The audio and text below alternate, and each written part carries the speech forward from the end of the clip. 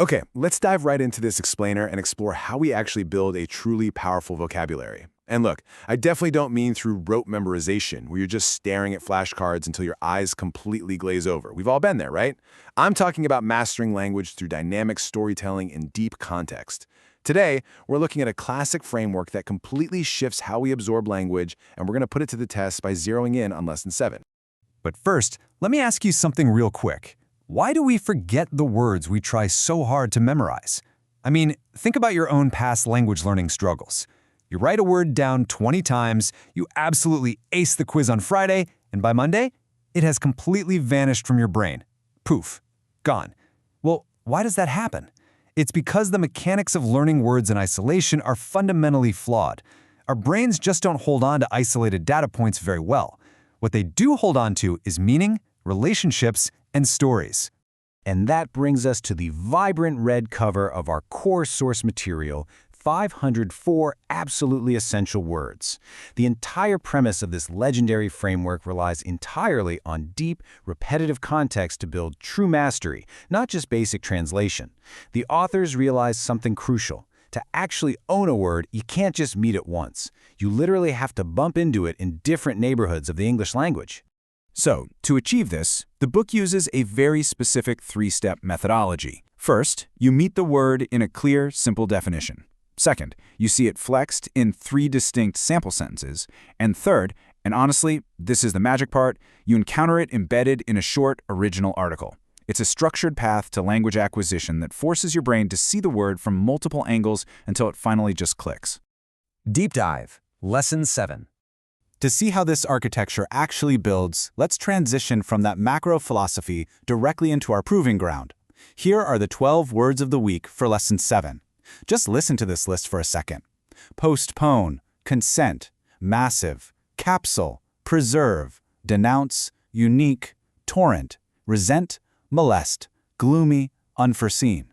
Do you notice the rather heavy, physical, and emotional weight of this specific list? These aren't lightweight, breezy words, you know?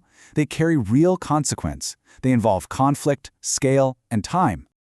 Let's pull a few of these apart to see how they work. Take the definition for unforeseen, not known beforehand, unexpected. Now, if I just tell you that fact, it's pretty passive. But think about a time when your own plans were completely derailed.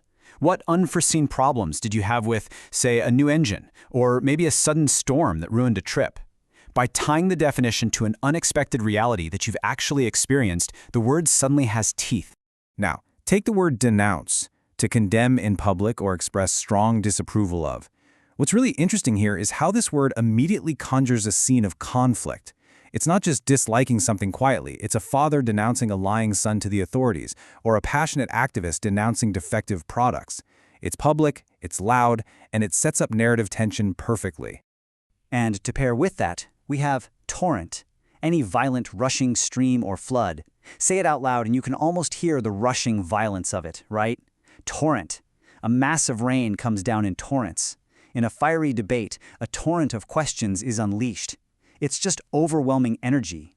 You are absolutely not going to forget the word torrent if you picture a flood of angry words rushing straight toward you. The frozen future.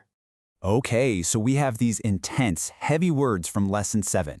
To cement them into your brain, the 504 framework throws them into an engaging narrative anchor.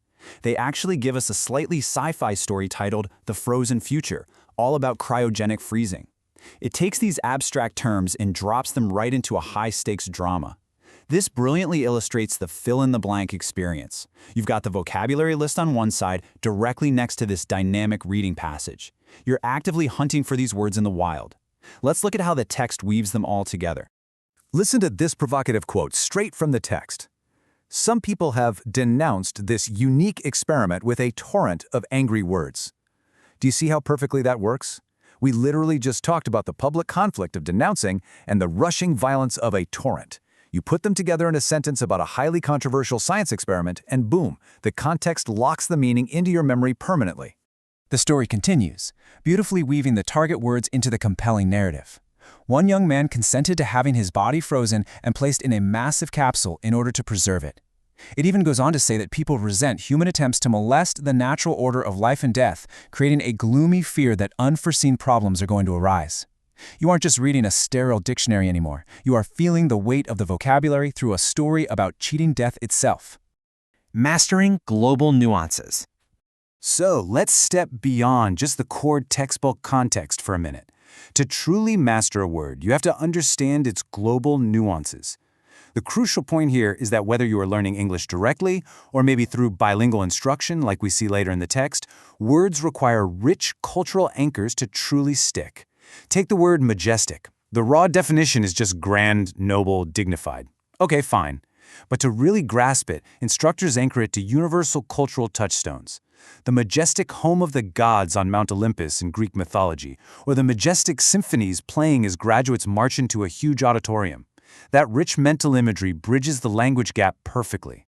We see this brilliantly executed with the word heir as well. A basic, simple translation just gives you inheritor, which is kind of dry, right? But the deep context exercises show the incredible depth of the word. They contrast an heir who inherits a massive gold mine but chooses to live like a miser, with a royal heir inheriting a throne after a monarch passes away. Looking at these vastly different, extreme applications of a single word paints a complete picture of its utility.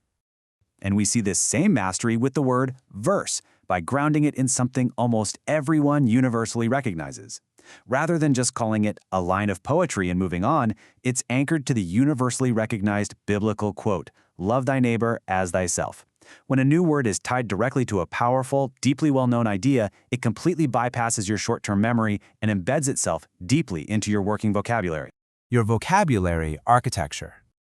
So what we've seen today, moving from the macro structure down into the cryogenic narrative of Lesson 7, proves one absolutely crucial thing.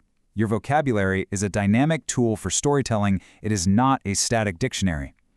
Armed with the understanding that words are living things, shaped by the exact stories we put them in, I want you to look at your own learning process. Stop memorizing boring lists. Start looking for the narratives. What unforeseen doors will your words unlock tomorrow? Thanks for joining me on this explainer. Go find a new word today and put it into a story.